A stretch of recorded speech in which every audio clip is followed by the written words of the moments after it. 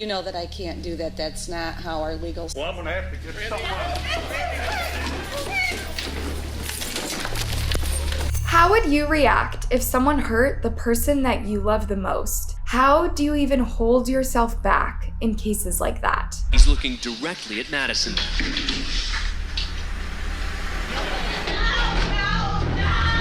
In these really sad cases, a few parents decided that courtroom justice simply wasn't enough and went on the attack. But do you agree with what these parents did?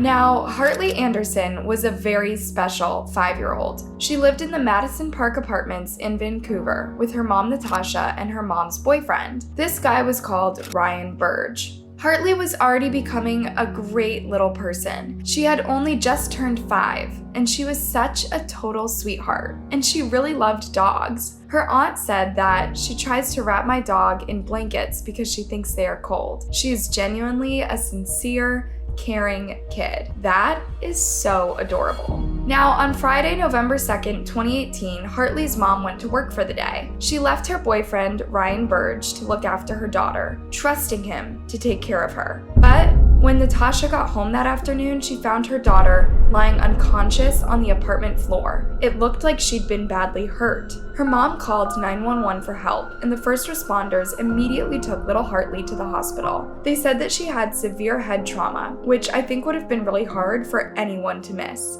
So why on earth hadn't Ryan noticed something was wrong? He was meant to be watching her, right? But when he was interviewed, Ryan insisted that Hartley had just hurt herself during a temper tantrum after he'd sent her to her bedroom. They'd argued after getting home from the store, and he claimed she hit her own head against a wall over and over. But even then, he should have called for help. Now, I'm sure you've figured out that there was a lot more than he was admitting. The police didn't buy his story. It didn't take long for the professionals to work out that he was lying. So what had really happened that day when Ryan was supposed to be caring for his girlfriend's smart, special little girl?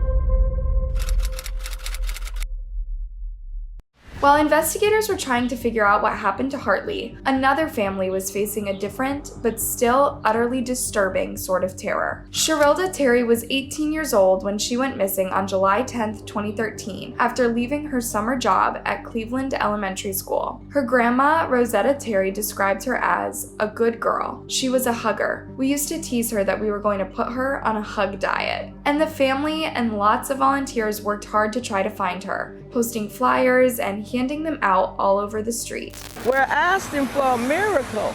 We're asking God to bring our child home. Shirellda did get to go home, but only in the most shocking way you can imagine. The police discovered her on July 19th. Her body was found behind the garage of an apartment where a 36-year-old man called Michael Madison lived. Apparently, death has a very distinctive odor, and it drew authorities right to the area. Even more terrifying, she wasn't the only one. Sometimes monsters can operate for years before they're discovered. Even if it isn't as extreme as ending a life, a bad guy in the right place can ruin lots of lives before being caught.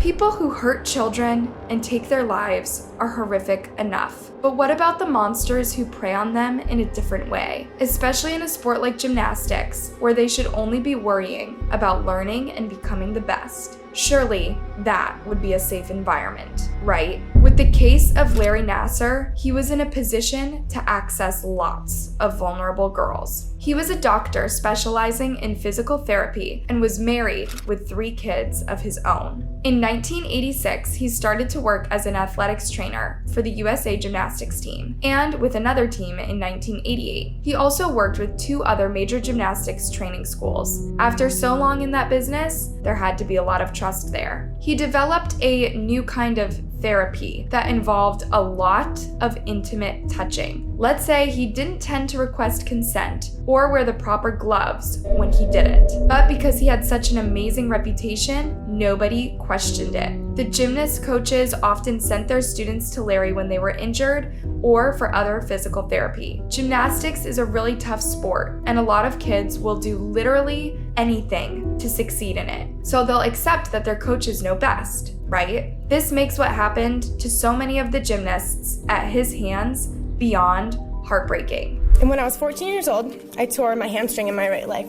This was when he started performing the procedure that we are all now familiar with. The next visit was for my shoulder, which I then found out my hips were out of alignment, which then made my spine and my pelvic bone out of alignment as well.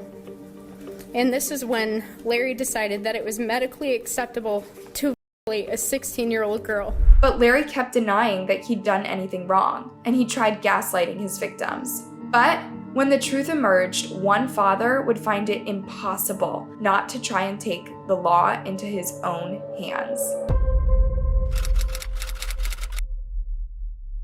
Hartley Anderson sadly lost her life. Her family was completely devastated and were out for justice. Whoever had hurt her was definitely going to pay. They missed her so much. She really was full of life, and I mean that. I mean, she literally, every minute of every day was spent doing something. So what had happened while her mom was out earning a living? Well, the police had a pretty good idea. The police charged Ryan Burge, the one guy trusted to take care of little Hartley. Because the injuries were so severe, it was obvious who had done it to her. What nobody could understand was why it happened. All kids have crazy moments, but no normal person could have hurt her. Every adult she met usually adored her right away. Everybody loved her. She was that kind of person. She'd walk in and the room would light up. She just won everybody over. Hartley isn't here to tell you how much all your love and care has meant, so I'll have to do it for her. In late November 2018, Ryan's charges went from second to first-degree homicide. It definitely wasn't an accident, and that meant he'd potentially get a way longer sentence. But there was still a long way to go before he was definitely going away. This is going to be a long, hard journey as we fight for justice for Hartley. Her grandfather hoped that the trial would lead to some closure after losing such a special granddaughter. I'll never get to see her graduate from high school or be married or anything. He took that from us. He took the joy we had with her away. I just hope the system works. I hope the system works.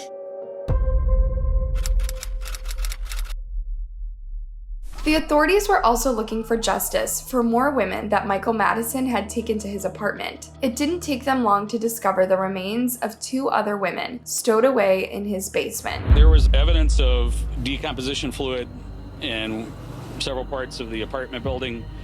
There were maggots that were attached to the decomposition fluid. The victims around the house were all wrapped in garbage bags. It was clear that Michael Madison had also messed with them after taking their lives. It's horrible to think that he lived among normal people. He's literally a monster from a terrifying horror movie, but at least he was caught and charged, right? The families were literally reeling from what he had done, and Shirellda's dad was appalled. He said, "Right now, I guess in our hearts we're supposed to forgive this clown who has touched our families, taken my child." And I don't even know how anyone could keep their calm when they come face to face with someone that evil. Someone who had violated someone so precious to them in almost every way you can think of.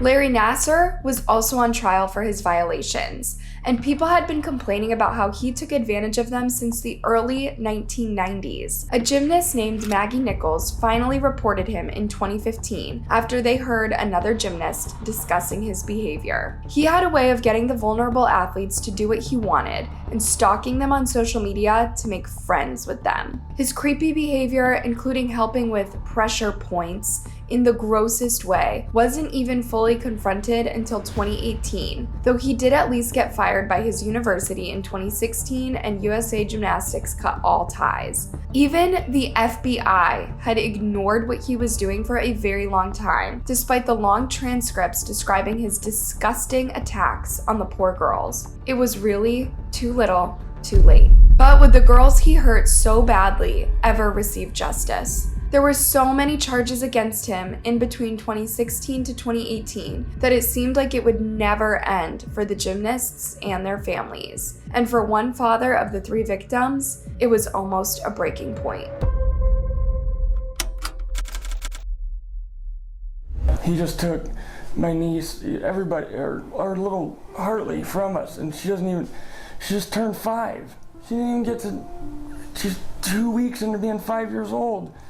And now she's gone. So the trial started in November 2018. The family arrived in court all wearing t-shirts of Hartley to show their support and to demand justice. Investigators had figured out that Ryan had ended Hartley's life on purpose, planning it ahead of time after they'd had a fight at the grocery store. Doctors were sure there was no way she could have done that to herself, even during that big tantrum. It was so obvious that he'd lied about all of it. He'd even damaged the walls in the apartment while he attacked her. Yeah, I can't even believe how. Her grandfather hoped for some real justice. It better be life. You know, that's what I want. I want life. And it was during the visit to court that Hartley's dad tried to attack him. Thankfully, they did find him guilty. The sentencing added up everything, including lying about Hartley doing that to herself. So at the bare minimum, he'll be locked up for about 45 years. On top of that huge sentence, he has to take 36 months of anger management and substance issues treatment. Hopefully, that's useful in jail. And whenever he does get out, Ryan can't ever contact her family or get near any other kids under the age of 12 again. During her impact statement, Hartley's mom said she missed her first day of kindergarten this last fall, and as time passes, I will be reminded of all the things she is missing out on as her friends are experiencing them. At Hartley's funeral, the family put out butterscotch sucker candies at the funeral because that was her favorite, and in her favorite colors, pink and purple.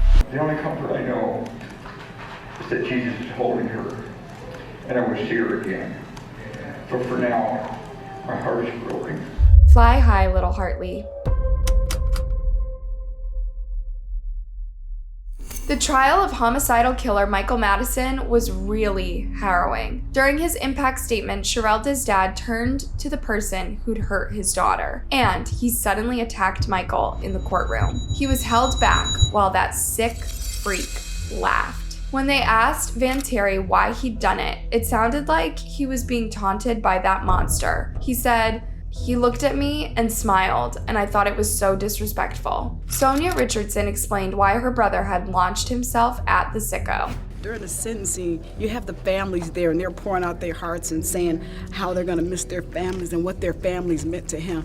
And he's sitting over there smiling, which caused my brother to launch at him. And Van Terry explained more as well. "You did all this while my child was still alive, so you caused my baby great pain. I don't know if I thought about leaping or what have you. I just know I wanted to hurt him." Sonia Richardson knew exactly what was the last straw for Shirellda's poor dad. He's sitting over there smiling like, yeah. Even when she was speaking, her back, the mom's back was turned. He went like this. It's like enough. This sicko was handed a very final sentence. The sentence of death is imposed upon the defendant Michael Madison on counts 1, 4, and 7. I am struck by the sheer inhumanity of what one human being can do to not one, but 3 human beings. It is incomprehensible. You cajoled, lured, and deceived Shatisha Shealy, Angela Deskins, and Shirellda Terry to your apartment for your depraved purposes. For what it's worth, he might be there a long time as they're short on materials needed for lethal injection. At least the families know he isn't going anywhere. It was bad enough being stuck next to him in the courtroom. Sonia said it was nearly unbearable to see that monster's face. It was horrible to be that close, to have to breathe his air, to be in the same room with a person that is so horrible and don't even care. He don't care. He was laughing when she gave him the death penalty. It's like, this is your life you're fighting for. This is how you feel about it. But of course it is. He didn't care about the life he got rid of. But even weirder, Michael Madison isn't the only member of his family to face the rest of his life in prison. In 2016, this sicko's mom and 3 kids were attacked, and unfortunately his mom passed away. I can't believe it, but her own grandson did that. And now he's in prison for life as well. 7 years after losing her daughter, Shirellda's mom tried to explain how she felt now. You know how people always say that time heals all wounds? When you lose a child, time doesn't heal that wound.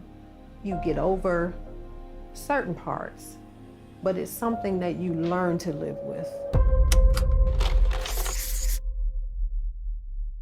Sometimes horrible people get away with things for such a long time that it doesn't even get to the trial until much later. Even when justice seems likely, the trials are stressful enough, and the girls that creepy, disgusting Larry affected were incredibly brave to come forward and state exactly what was done to them, when he should have been trying to help them. Remember how it took a really long time to bring up all the charges against Larry? But the end was in sight by February 2018. Lauren and Madison Ray McGrave were delivering their statements to explain how the therapist's sick behavior had impacted their lives. To Larry Nassar, I want you to know that you no longer hold power over me or my thoughts. The sisters were standing there with their mom and dad and probably were glad it was nearly over when their dad, Randall, suddenly demanded this from the judge. I would ask you to, as part of this sentencing, to grant me 5 minutes in a locked room with this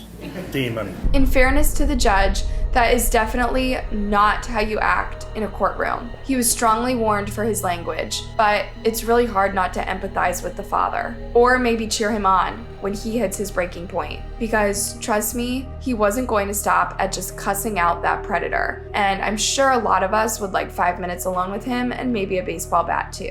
You know that I can't do that. That's not how our legal... Well, I'm gonna have to get something on.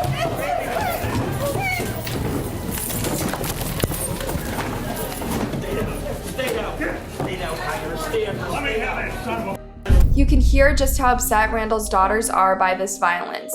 And it must have been so awful to see the officers pin their dad to the ground. What should be scariest for Larry is their dad never really raised his voice. Just listen to the court guards. They're trying really hard to calm him down. I want that son of a... Your hands behind your back. I don't. Give me 1 minute with that. Yeah, go ahead. You're good. So professional.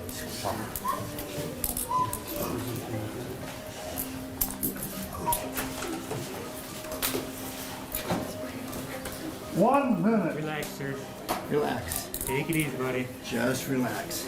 I think that the guards probably understand what their dad is going through. At the same time, when Randall is walked out of the courtroom in handcuffs, he demands to know, What if this happened to you guys?